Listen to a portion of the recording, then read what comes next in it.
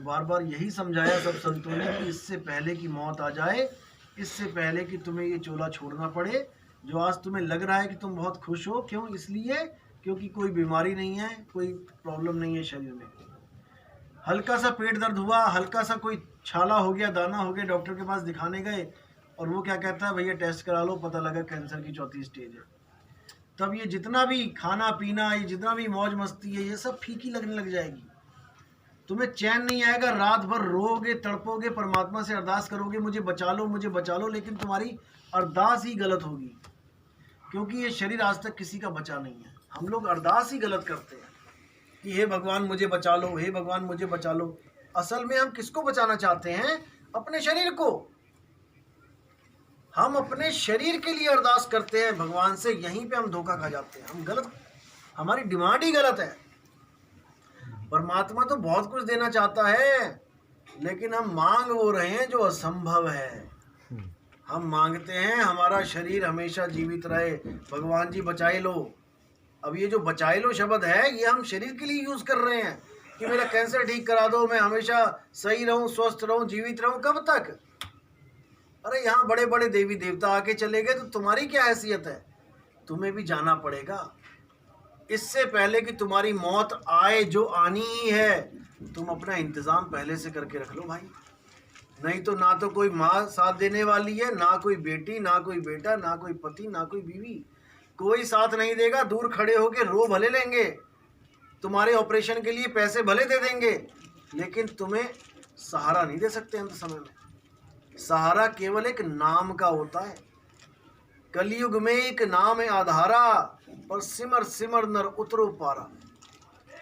उस नाम की इतनी बड़ी ताकत होती है कि वो नाम जब आपके साथ अटैच होगा, जब आप उस नाम को जानोगे, तो इतना आनंद आ जाएगा आपके अंदर कि आप उसी वक्त सरेंडर कर दोगे कि अगर यही मौत है तो मैं इसको स्वीकार करती हूँ, अगर यही मृत्यु है तो मैं इसको स्वीकार करता हूँ, ये अवस्था मेरी सदा बनी रहे। और वो अवस्था क्या होती है? शरीर को खाली कर देते हो आप, लोगों के लिए मर जाते हो, लेकिन तुम अमर हो जाते हो।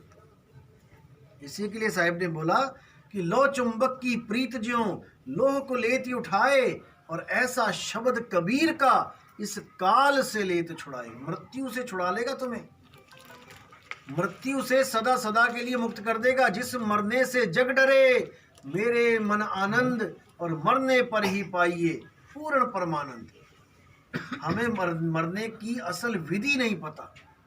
अगर हमें कोई भी कार्य है, अगर उसकी सही विधि ना पता हो, तो वो हमेशा हानि ही पहुंचाता है। जैसे कार चलाने में कितना आनंद आता है, देखा होगा अपने टीवी में, हीरो हीरोइन कितने बढ़िया कार चला रहे हैं, कितना आनंद ले रहे हैं, लेकिन वो आनंद क्यों ले पा रहे हैं? क्योंकि उन्हें कार चलानी आती है। तुम्हारे पास 50 लाख की कार है और तुम्हें कार चलानी नहीं आती, और तुमने ऑन करके एक्सीलेटर पे पैर धर दिया और भाग रहे हो, और एक्सीडेंट वाली हालत हो गई है, वो 50 लाख की कार में भी तुम्हारी हालत ऐसी हो जाएगी, मरने वाली। वो आनंद की जगह तुम्हें महादुख दे के जाएगी। क्यों? क्योंकि तुम्हें विधि नहीं पता, केवल तुम्हें विधि नहीं पता। अगर तुम्हें विधि पता है, वही कार तुम्हें दुख की जगह सुख देने लग जाएगी। कोई मोटरसाइकिल तुम्हें चलानी आती है तो वो तुम्हें आनंद देगी, नहीं आती है तो टांग तुड़वा के हॉस्पिटल में भर्ती हो जाओगे। अगर तुम्हें तैरना आता है तो वो पानी तुम्हें आनंद देगा। बच्चे छलांग मार रहे हैं नदियों में, क्यों? क्योंकि उनको विधि पता है। अगर तुम्हें विधि नहीं पता तो बड़े से बड़ा आदमी भी बच्चे की तरह छलांग मार के बचाओ बचाओ करेगा वहां पे, और बच्चा तैर के बाहर आएगा हंस हंस के, वो रो रो के बचाओ बचाओ करेगा। क्यों? विधि नहीं पता है। इसीलिए साहिब ने कहा कि मृत्यु की भी एक विधि होती है। जब मौत आएगी, एक विधि अपनानी पड़ेगी आपको।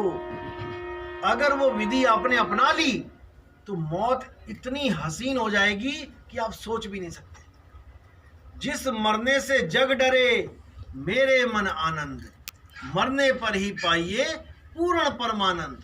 मरता मरता जग मुआ, और मरना जाने ना कोई। मरना जाने ना कोई, यानी कार चलानी जाने ना कोई, बाइक चलाना जाने ना कोई, जानना है इसको। तैरना जाने ना कोई, जानना है मरता मरता जगमुआ, मरना जाने ना कोई, यानी मरना कैसे है, ये है असली चीज। मरना कैसे है, अगर आप सही से मर गए तब समझ लेना कि आपको दोबारा मरना नहीं पड़ेगा। ऐसी मरनी जो मरे बहुर न मरना होई। बार बार जन्म मरण से हमेशा के लिए कहानी छूट जाएगी, नहीं तो फिर इस जन्म से निकल के किसी और माँ के गर्भ में चले जाओगे, क्योंकि आए भी तो किसी माँ के गर्भ से ही हो। और किस माँ के गर्भ से आए हो, सिलेक्ट करके नहीं आए हो, चूज करके नहीं आए हो, किसी भी माँ के गर्भ में आपको डाल दिया जाएगा। गर्भ से बाहर आने के बाद आपको पता लगेगा ये मेरी माँ है जिसके गर्भ से मैं बाहर आया हूं। और जरूरी नहीं है कि इंसान का ही चोला मिलेगा। कुत्ता, बिल्ली, बकरा, पता नहीं कौन कौन से गर्भ में कितने पल रहे हैं, निकल रहे हैं, फिर कारों के नीचे आके मर जा रहे हैं। तो मुद्दा ये है कि साहिब कहते हैं कि जहां से आया और वहीं समाया, तो कहे कबीर तूने क्या कमाया। यानी कहां से आया, गर्भ से आया, और कहां समाया, फिर गर्भ में चला गया। जहां से आया और वहीं समाया, कहे कबीर तूने क्या कमाया। गर्भ में तो अरदास करता था कि भक्ति करूंगा, एक बार निकाल दो परमात्मा, दया करो, मेहर करो, एक पल भी तुम्हें नहीं भूलूंगा। और बाहर आते ही ठंडी ठंडी हवा लगी और सब माया के जाल में फंस गए। अब दोबारा जब आएगी मौत तो तुम्हें फिर कान से पकड़ के वहीं डाल देगी। अब फिर अरदासें करोगे, बचाओ प्रभु बचाओ, और फिर निकलोगे, फिर वही काम चलेगा, फिर गर्भ में चले जाओगे। इस प्रकार आप सोच भी नहीं सकते कि कितनी माया